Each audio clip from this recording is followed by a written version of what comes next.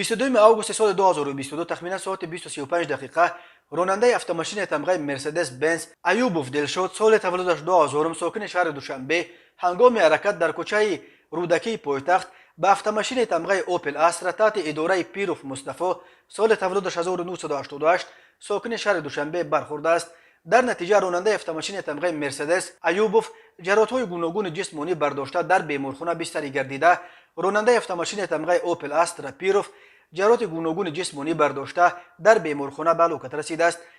22 آگوست سال 2022 تخمینا ساعت 20:00 دقیقه راننده автомашین تمغه واریو روزقزاده تویخانی سال تولدش 1991 ساکن نویه مشو هنگام حرکت از سمت شهر دوشنبه به سمت ولایت سوخت در راه ماشینگرد نویه ورزوب از عهده اداره واسطه نقلیات نبرآمده پیادهگرد شریفوف ظاهر سال تولدش 1972 ساکن نویه ورزوب را پخش نموده است. در نتیجه پیادهگر شریفوف جراحت گوناگون جسمانی برداشته در بیمارخانه به هلاکت رسیده است. 23 آگوست سال 2022 تخمینا ساعت 13:03 دقیقه راننده автомашین تمغه اوپل زفیرا سفروف سراج‌الدین سال تولدش 1992 ساکن نویه حمدانی هنگام حرکت در شهرهای دوشنبه کولو واقع در جماعت دیوت سه بستون به خطری حرکت راه را رعایت نکرده به سمت مقابل راه برآمده به автомашین تمغه اوپل استرا تحت اداره رحمت الله تقوی مراد سال تولدش 1971 ساکن نویه بلجوان برخورده است. در نتیجه راننده автомашین تمغه اوپل استرا رحمت الله